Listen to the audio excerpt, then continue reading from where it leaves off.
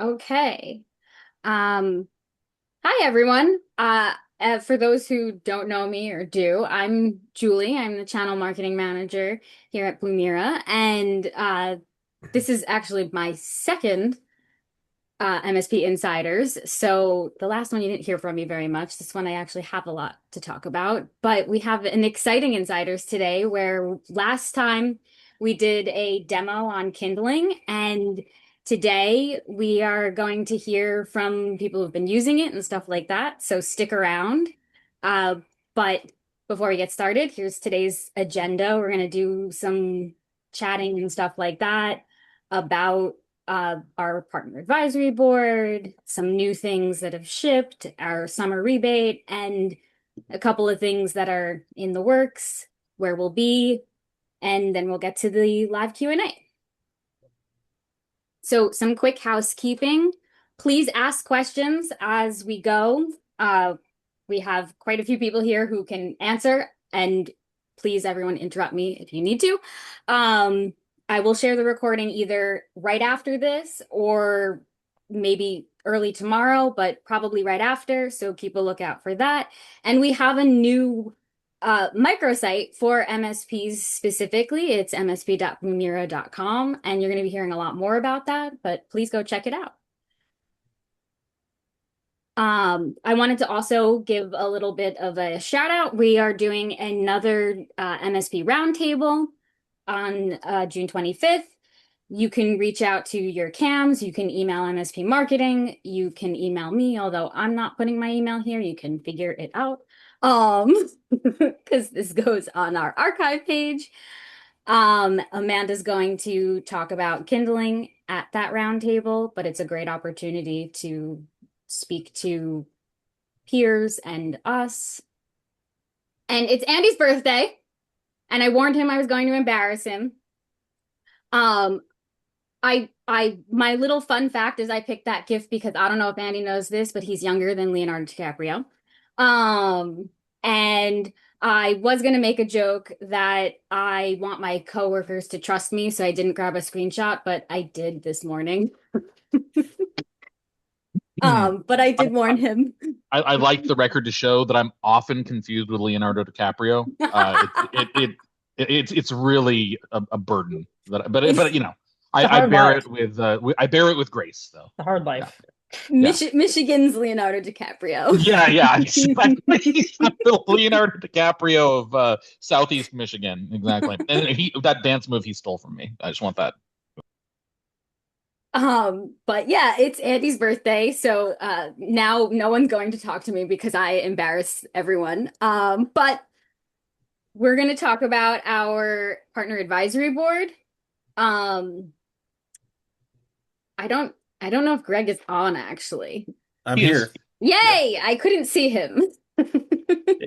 Yeah, I'll give a quick minute. So, Greg Sines, VP of Sales here at Blumira, and one of the things when I started a little over 5 months ago was how do we interact and bring together some of our, you know, partner community into helping us guide where Blue Mirror is going from a product program perspective. And so, something I've done in the past at other companies was an advisory board. So, over the last 6, 7, 8 weeks, working with Mark, Andy, Alexander, Julie, the broader executive team here. We took nominations internally from partners of different sizes, regions, uh, uh, verticals of service, and we put some feelers out of who might be interested in dedicating some time and would have the time to participate in our first board. So we formed an initial group. It's going to provide us direct partner input in our roadmap program. Kind of where the industry is going, where we should be thinking about going, what's working, what's not working. We'll have a quarterly cadence. We're going to do our first one virtually in a session on 6/3. The goal would be to then get together in person sometime early fall, and then look at a year's worth of service, and then constantly be bringing people in and out of that group, so we're getting a diverse perspective on the channel and in the MSP channel as it relates to Blue Mirror from our wider partner community. If you're interested in participating in the future, make sure you're engaging with your CAM and letting them know, looking for, executive level participation, or decision maker participation from your organizations, right, to help us guide and shape how things are going to look here at Blumira. Outside of that, quarterly meetings with your CAMs, and bringing somebody from our exec team to those and from your exec team to those is always another way to coordinate a more personal touch. And then the partner roundtables. So if you have an opportunity to join the one upcoming with Amanda, those are other great ways to provide feedback and to make sure you're shaping how Blumira is coming to market for you as our partner community. Thanks, Julie. Yeah. So the next thing we're going to talk about, and I don't know if Amanda or Chris is going to talk about this, but we have the Autotask PSA integration. This went live last week, right before Kindling, so there has been a lot of talk about it. We did speak a little bit about it at the last Insiders. Um, I included information on the blog, but I don't know if Amanda or Chris wants to give like a quick little Yeah, I don't shakedown. know, not much more to talk about. I'm sure if you use Autotask, you know what this is. But it is just the two-way sync. It's our second PSA integration after ConnectWise. And next up is both Halo and outbound webhooks. So you should see those coming here soon, as well as case notifications from Kindling through those PSAs. This is also, oh, this is Chris, though. Yeah, we're going to talk about the new API credential.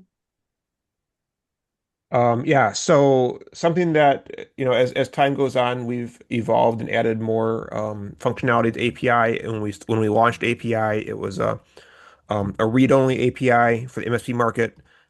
You could create one API key at the MSP level, and you could access your MSP NFR and your sub-accounts using that key. And we did recently add a few write endpoints to the API key. So one of the things we've launched today is the ability for you to set your API keys to read or read write. But also we've added the ability for you to add multiple API keys. So obviously, you probably want more read keys and read write keys, different use cases there. So you do have the ability to do that now. You can create multiple keys.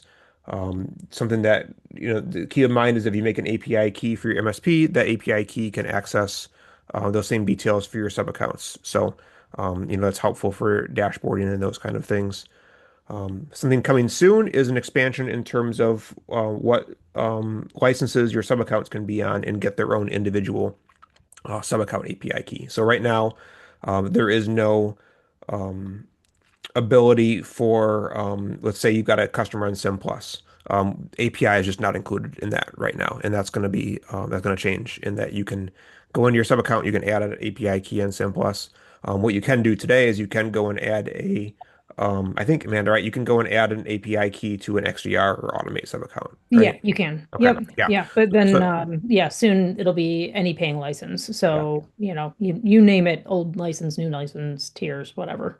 Yep. So you can really have it either way now. You can have an API key for the MSP that can um um access all your sub accounts. If you got a customer that wants an API key to only access their data, you can do that. Uh Connor, is there a role-based assignment available for the right endpoints? We don't have any more granularity beyond either a read key or a read write key right now. So there are not a lot of write endpoints. Those are available in the Swagger if you want to review those. There are not a lot. This is mainly an informational API. But yeah, there's not granularity in terms of what the right key can do. It can access the right components. And I think that's it. Yeah, definitely encourage you to use the API. Oh, one other thing I mentioned too is if you do use the API, please let us know what you're doing with it. It's really helpful for us to know what you are doing with it or what you couldn't do with it because there's something that you're not able to do with it. So, please communicate and let us know. We love to see ways that people are being creative and using the API in really any part of our product. So, Yeah. And I have an ongoing list of API related changes and additions that I want to make. So all of those are super helpful. Sorry, I haven't checked since looking at the demo stuff. Uh, are Kindling slash torch cases available through the API as well. Not yet. That's being built right now too. Yep. Okay, so next quick thing is that we are running a summer rebate promo. You can get up to 20% back in newly activated seats. If you haven't already registered, speak to Alex or Andy and register at blumira.com/heatwave. This goes all the way through, there's a rebate opportunity all the way into Q3, so definitely something to take up on. If you have any questions, definitely ask Alex and Andy more than me. But I'm sure you've seen all of our emails and stuff like that, so definitely get in on this as we're into the end of May. Some quick, like, this is where we'll be this summer. If Matt last time made the great point that if there's somewhere you think we should be, we definitely want to hear about it also. But otherwise, you can check with your CAMs for the full schedule and come visit us, come say hi. And then there's just a couple of roadmap things coming this summer. We're just gonna go real quick through this because it's more exciting because it's coming and we don't have too much to show you yet. But for now, we talked about how the PSA went live last week. What's coming is the Halo integration, which we will have a lot more to talk about. We're expanding the APIs, MDR add-on, and the agentic platform aspect of the rest of our build is coming later this year. There's some really cool and exciting stuff related to Kindling, but that's what's the fun part about what's coming next here, which is the experience that our partners have had with Kindling. So now I don't have to keep talking anymore. And I am going to give it to Amanda. I'm also going to stop sharing my screen. Perfect. So, Amanda, you can take it away. Yeah. First, I want to say thank you to our three panelist members that are joining us so I can grill you with some great questions. We have Connor, Matt, and Josh. And I have a bunch of questions for you.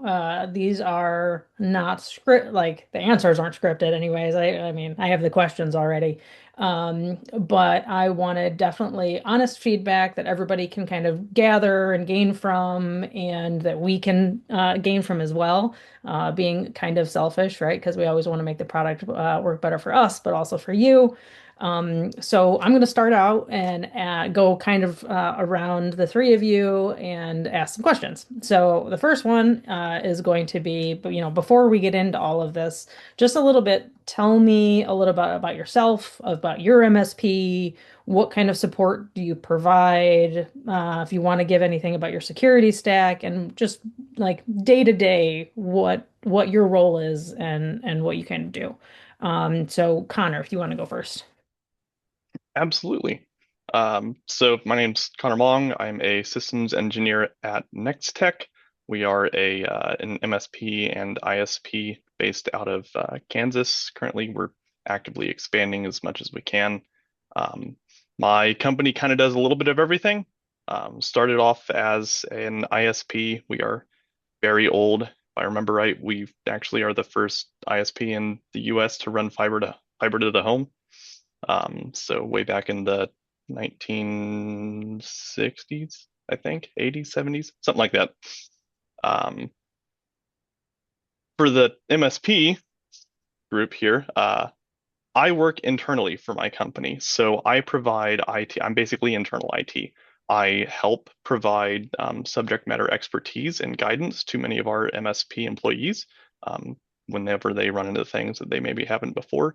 But my primary role is internal support, data center infrastructure, cybersecurity infrastructure, and mostly Windows automation stuff.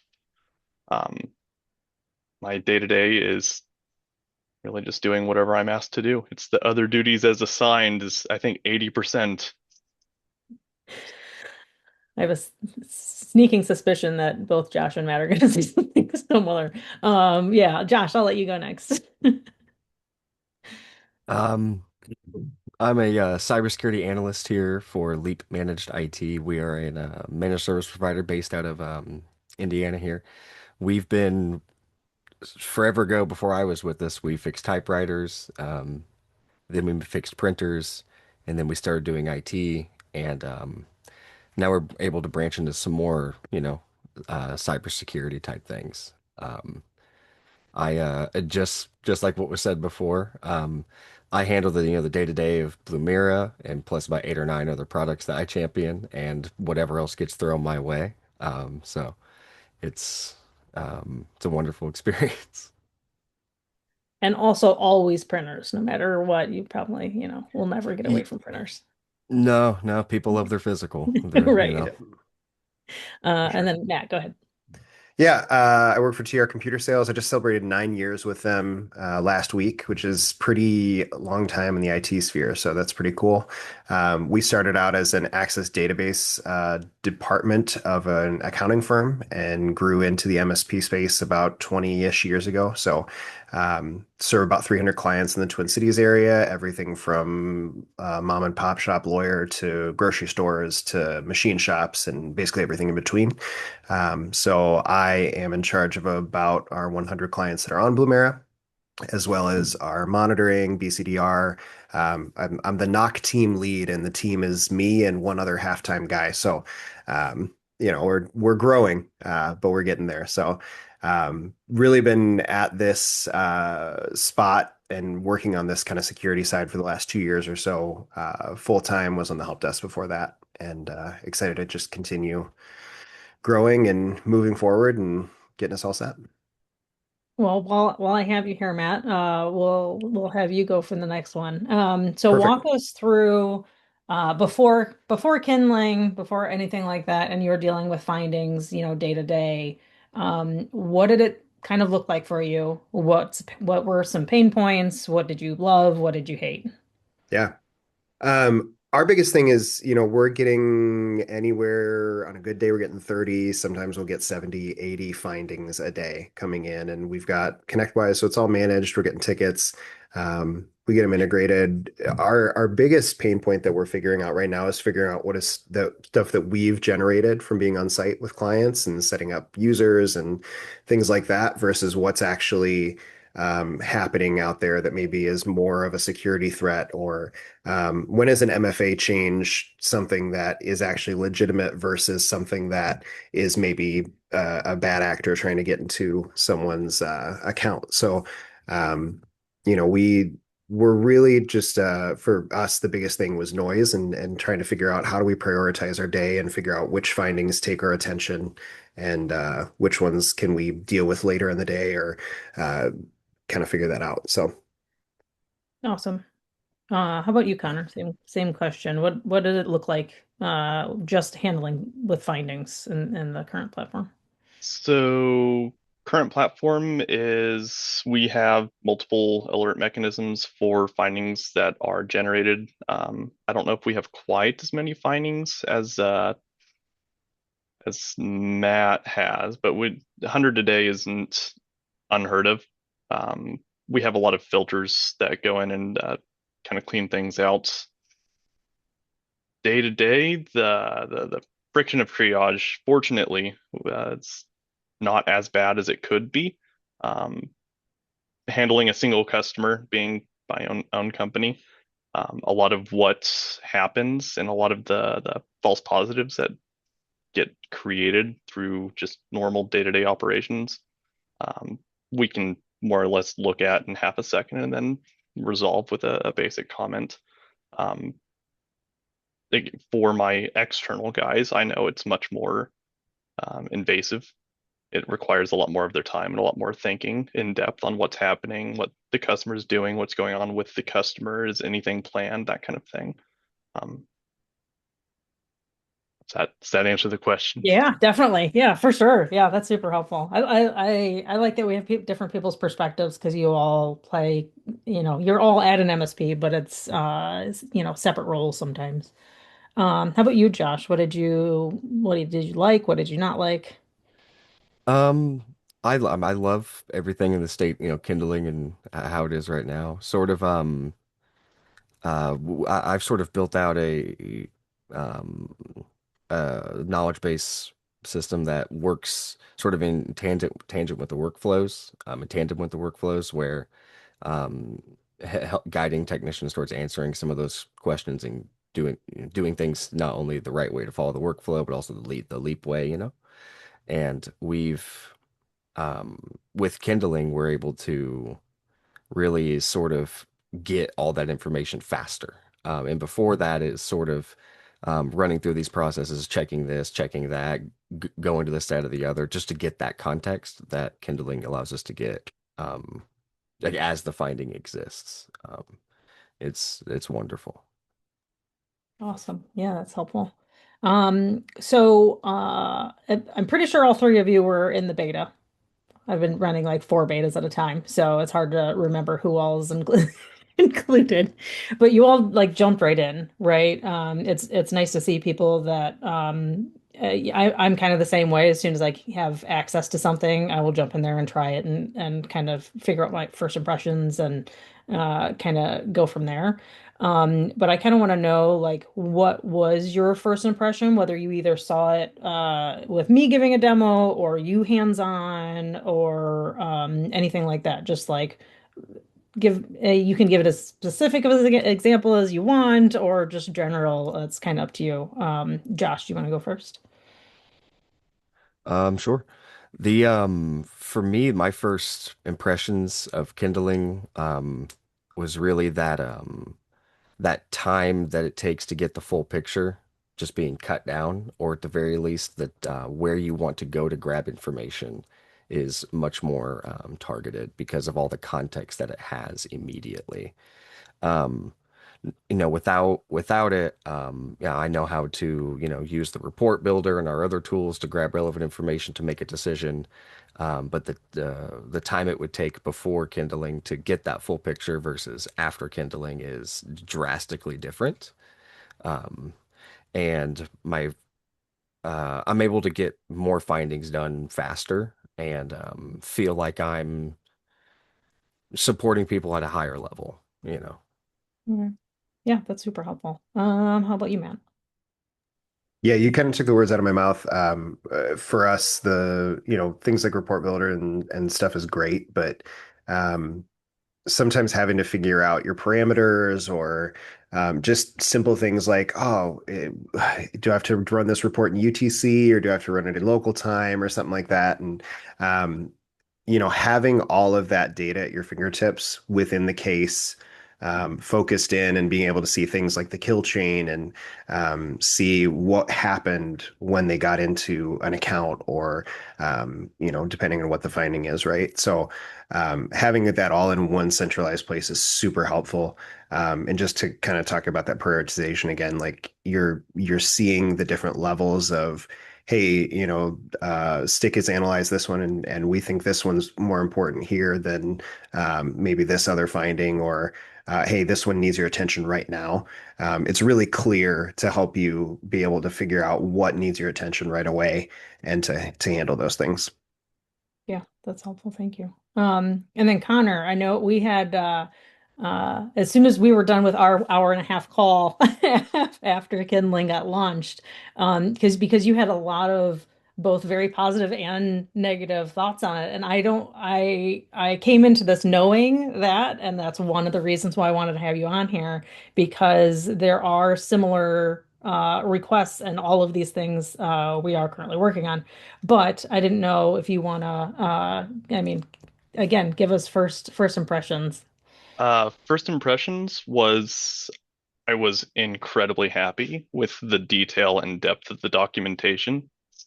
Um, it was phenomenal. It gives detailed breakdowns of what's happening when, and then the decision-making process that does or sometimes does not go into why or when a specific thing happens. Um, the fact that all of that is laid out up front. I think I said something about it. I know a lot of people that really will never read it, but for the ones that will, the ability to then look at that and answer the question or the consternation that a team member might be feeling because they don't understand, and just being able to immediately say, if you look right here, it's all laid out for you. It's phenomenal, especially for something that's in a closed or even open beta. To be Yeah. able to reference that as time goes on is phenomenal. Um, the overall interface, I can like middle click or control click or right click and open a new tab. Again, first impressions. What did I immediately notice? I think that was literally the first thing I did when I actually opened up the Kindling beta page, is see if I can open things in new tabs without like signing into Blumira or copying the URL into a new tab. It was phenomenal. I was so happy. I, I think I put an entire like blurb on it in my response. Um, Other than that, the organization's dashboard was the thing that really stood out to me. There's a very fast, easy, and efficient way to look at what's happening overall across the client base, not just drilling down and individually hitting things, which can be very tedious occasionally. Yeah. Again, I don't have to deal with it all that much, but I've shadowed some of the workflows of our external guys, and that's something that they don't always do. But if they're just doing a basic check, spot checking things, then it happens. So Yeah. It's anyway, intense. You have to do Amanda, it all the time. Yeah, go ahead. just if I can kind of come off of what Connor said too. So like Yeah. one of the 827 requests that I've put in for you guys was to have just kind of an organization type dashboard where I can see things across everything. And right after I put in that request was when I kind of got the, hey, we want to show you what we've been working on. And so um, it's just a really cool, I think for us and because I think there's a lot of other MSP partners out there that are looking for something like this that just gives you that more overall quick, hey, this is what's going on in your organization's, portal. I think I was even looking for something as specific as like, I want to see all my sensors in one place, right? But this even just goes even a step beyond that in showing, hey, like this is an actual overview of what is going on at all of your tenants. And then you can go from there. So Yeah, thank you. And if anyone on this call in the panel, friends, families, neighbors, anybody comes up with something else that we maybe want on those dashboards, please reach out to me. aberlin@blumira.com. You can do it through support, whatever. Like those are all ideas that came out of when Matt built it. I mean, Matt knows the customer base really super well anyways, not Matt Tim, but Matt, CEO Matt. And so we're always looking for more ideas on what would help you on those dashboards too. So all right, next question. Where'd I go? I'm kind of lost now. Are we actually, Julie, are we all good on time? Yep, I don't know we're how much great. time I have. Okay, cool. So the next one is based on like the beha like your behavioral shift. So what are you doing different now? If I followed you around for a day, I'm sure you wouldn't want that, but how would my view of your workflow differ based on a month ago versus even maybe not right now, but maybe where you want to eventually get to with cases and the information now that is in Kindling. Let's see here. Josh, you want to go first? Yeah, sure. For me, sorry about that. The Okay. um the shift for me was when you would get a finding, it gives you, the context of the information of who it was and the matched evidence, but to get sort of that, that fuller picture, of like what really happened, what actually triggered this and why. It was sort of the finding comes in, it gets assigned, someone gets through the thing they're on, gets to the finding, then starts to do that due diligence. And so there's just, so much time between, when we see something is happening versus when we have the full scope of why that happened and everything related to it. But with Kindling, when something comes in, I just go, okay, well, all I gotta do is go over here and click this thing, and I feel that like, oh no, this, oh no, I gotta check all these things, or oh no, there's all of this happening, is dwindling away because all I'm really, now I'm able to get that full picture in so much quicker time. I don't stress about being able to get the information or get that picture.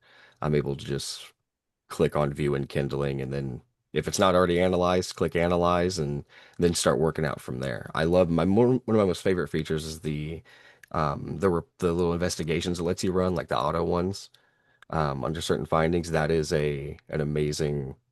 I just want to take a second to say how much I love that one. So thank you very much. Perfect. That goes into the next question I have. So Oh, yeah, good, just good. keep on adding stuff like that. It's perfect. All right, cool. Connor, what are your thoughts?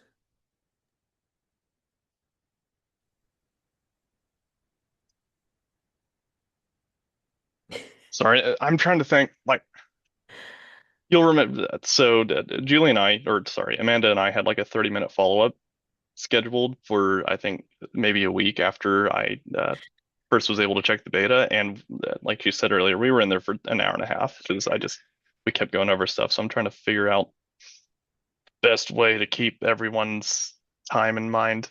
So, We could be here for hours just talking about. Go for it, Connor.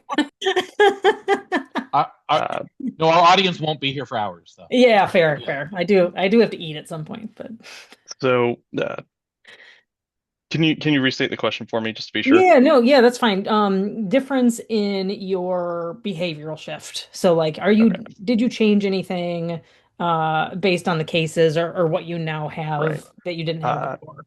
they take longer now, and it's a good thing. It's a good thing. They take longer because I'm making them take longer. Sure, Um, sure. so there seems to be two pretty large viewpoints on basically any AI implementation. One being that they love it and embrace it and they go for it and everything's good and dandy, and then the other is the people that hate it and don't trust it and never will. I'm trying to be a middle. I'm trying to not be on the extremes. So I'm checking everything as I go because it's a beta platform and I want to provide feedback if something's broken, I want to find it, that kind of thing. So right now when we have a finding, I go through it and I check everything like I normally would. My role is very networking heavy, like network equipment, firewall logs, IDS, IPS, that kind of stuff. And so most of my relevant logs are coming from those devices. And the IDS IPS that we have gives me very, very rich enhancement information for things like Kerberos authentications, FTP users, that kind of thing. So I can get a lot of that analysis done viewing the raw logs that my devices are sending. So I go through my normal analysis process in the Blumira app, the traditional app. And then when I go into Kindling, Porch, I go through the findings and I'll go through a case if it generated one and just check everything. Is this seeing something that I missed? Is this looking at it from a different angle? Is there a pattern? Because LLMs are very, very good at pattern recognition. That's what machine learning models were built for. I'll check everything there to see, is this catching things that I wouldn't? Is this catching things that I did catch? And comparing the time that it took to do either one. And initially, with basic bugs, I like it a lot. But in terms of what my day-to-day has changed, effectively nothing. Realistically, it's taking me longer because I'm just double checking everything that's happening. But it's a good thing. Yeah. I'm I kind of agree. I with very you. much agree with that. Yes, I just want to say from my side, thank you, Connor. That's good. I also want people to check our work. I could only do it so much, right? Because that's not my full-time job. But all of you have given really good feedback on what we've missed, what has been great, if things could be changed a little bit logically. All of that is super invaluable feedback for us to get. How about you, Matt? Yeah, I mean, I'm kind of in the same boat as the other guys. My day-to-day hasn't changed that much. I think what it is it's really and I feel like I'm beating a dead or broken drum here, but the my focus and maybe the first thing that I do in the morning is I'm checking the Kindling portal before I get right to my tickets because it is kind of helping to know. Um, where I should be putting my focus, right? Before we're ConnectWise managed shop, and so I've got all of these workflows up based on keywords and findings that say if it's an impossible travel, if it's a this, if it's a that, if it's a that, it automatically assigns that priority, right? Because maybe I want something that is a L3 in the Blumira portal to be an actual like priority one for me to look at, right? And so that's where I'm trying to take myself and my team and have it catch their eye so they know, hey, we need to start here, then go to the orange, then the yellow, right? Um, for us, it's, hey, let's start in the Kindling, see if any cases have been generated overnight. Okay, no cases, great. Now we get back into our findings. We kind of continue our normal workflow, right? Um, and another thing that we really were doing, and I hate to say that we were doing it, but there were times where, there were cases or things that we weren't 100% sure what was going on with something. So we'd be feeding data into Claude, into whatever AI that we're using.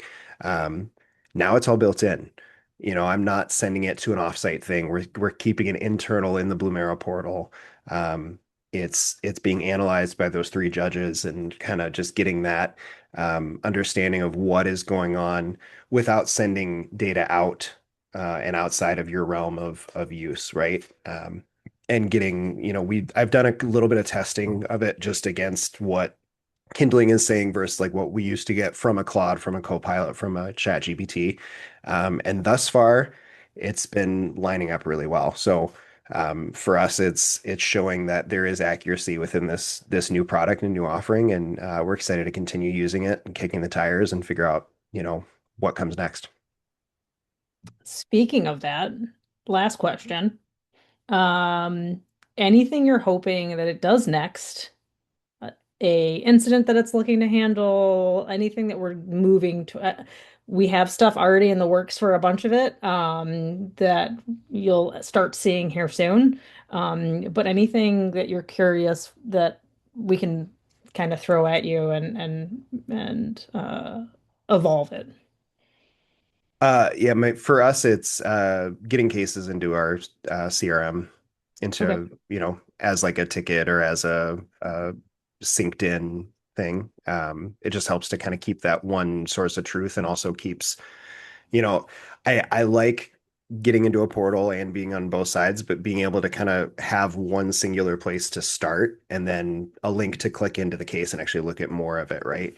Yep. Because it is keeping that information within our customers' history, within our stuff too, so that if I have other techs who went on site or something, they can go and see it and go, hey, there was a case made or something Yep. like that. I think that would be the biggest one for us. Okay. How about you, Connor?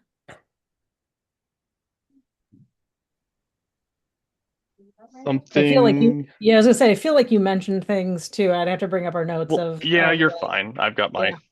my book that I wrote for you guys here. Um, Things that I would like it to do.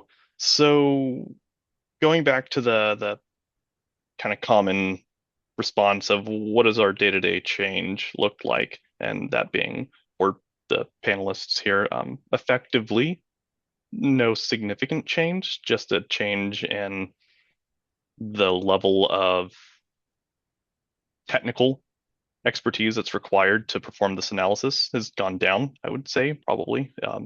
Assuming, again, all the case and kindling and torch findings are correct. There we go, stick findings. But that's also something that we already know to look for as technical SMEs for this. Something that would be nice, I think, for Blumira to present to non-technical people would be a natural language way to query the logs, a way to say, what did this person do across Windows devices and network devices in this time period? And for it to check DHCP logs to see what that account's IP address was at the time, checked timestamps and like time zone configurations across everything there, which you actually wouldn't need to do because you received them all in the same time frame. You know what I mean? Yeah. Um, Yep. that to me would have a very large impact in the kind of excitement and adoption that decision makers would feel when presented this. The technical people, the nerds, we know, we see it. But the people that write the checks, I think that would be for the non-technical ones that didn't have a technical background, be very, very impactful for them. Um, Beyond that, yeah, there's little stuff, some things that were broke, and I have notes saying that they've been fixed. Some of the stick analysis can be inconsistent, or I'll call them hallucinations. Those are, I put them in things I could like on my document. Statements that aren't clear where they came from or why they were made. I think some clarity has been added to that. Now it shows like related findings or like resolutions or something similar to that. Um, yeah, I don't know. Yeah, Does that answer the question? Yeah, it did. Yeah, and we did find I think Cody's on here. We did find one I thought hilarious hallucination sometime last week. If you checked out my LinkedIn, it was talking about oh, now I can't remember the name of the company, but it's from Alien. So Whalen, Utah. yeah, thank you, Whalen Yutani. Thank you. And I'm like, yeah, that's odd. But yeah, we're finding, another reason why we wanted to put it out in a pilot is to kind of get out those kinks. Josh, yeah, last one. Any look ahead of things you're hoping that it does? I would like to reiterate regarding cases. Like what Matt said, I love cases. And also the plain language querying of logs and things. That is a phenomenal step there. Well, cases are so. I didn't know I needed cases until I have them, and now I have no idea how I lived without them. And I very much enjoy that. This is one thing I wanted to say before we end off. That's sort of related in our same space. Is like a lot of folks talk about or worry about what all the bad guys can do with AI. And in the same space, when anything new comes out, they're always worried about what bad things will happen with it. But there's always good guys doing good stuff too. And I think this is a good example of that. And not just a good example of how you can keep up with that race, but like outpace it as well. So um, there's my 2 cents. Yes, you'll all be very excited of the stuff that we release in Q3 and 4. The whole company got a preview of it today during our all hands, so it's definitely on its way. Cool. I guess I said that was the last question, but I'm gonna leave it open to all three of you if you have any other closing thoughts for the community or us. No particular order, just shout out. Not Yeah, not I mean, myself. I just want to say thank you all for doing what you do. Of course. Um, I think ever since we've been with Blumira, there's this concept of I think they call it the MVP, the minimum viable product, right? And so the only way that these things get better is for people to get in and test it and kick the tires and submit feedback. And so, as someone who is in that realm, didn't used to be, but I kind of just started to, sorry, I'm out of breath. I took my daughter downstairs. Try it out. Like you have nothing to lose, right? It's if you don't like it, you don't like it. Big deal. But I think you're gonna like it.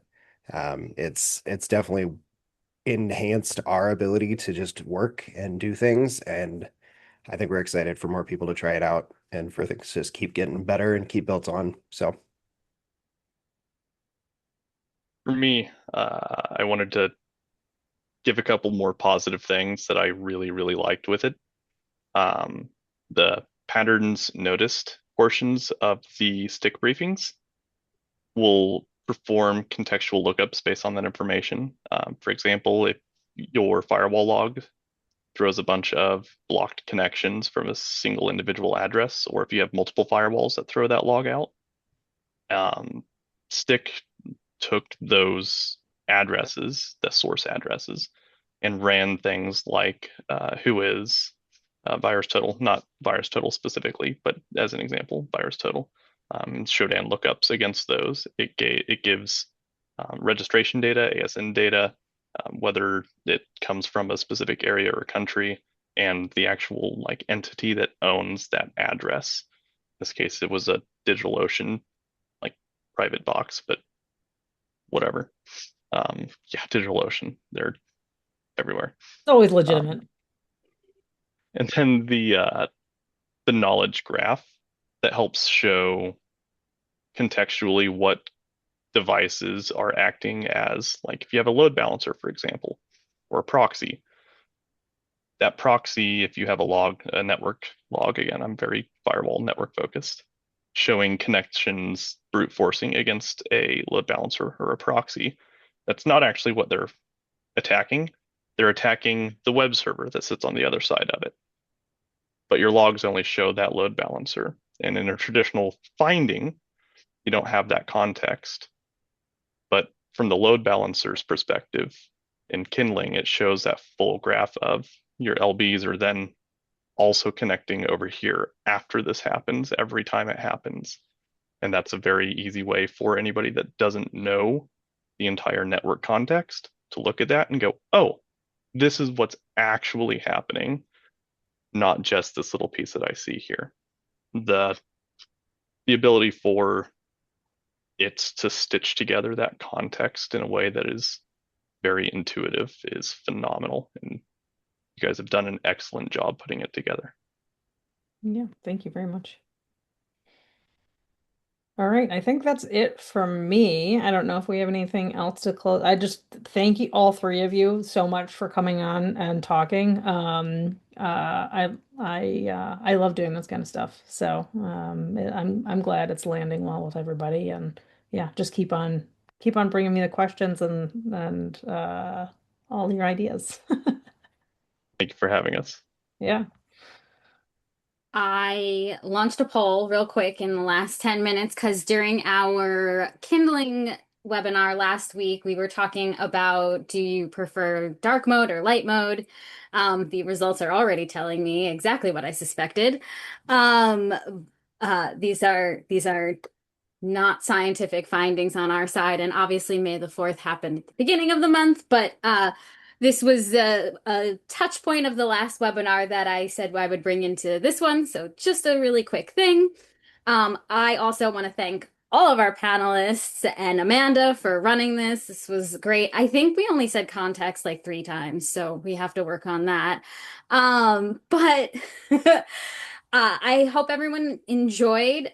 Please reach out to your CAMs specifically, but all of us, if you need anything, if you have ideas for other insiders and topics you want to hear about, we want to hear about it.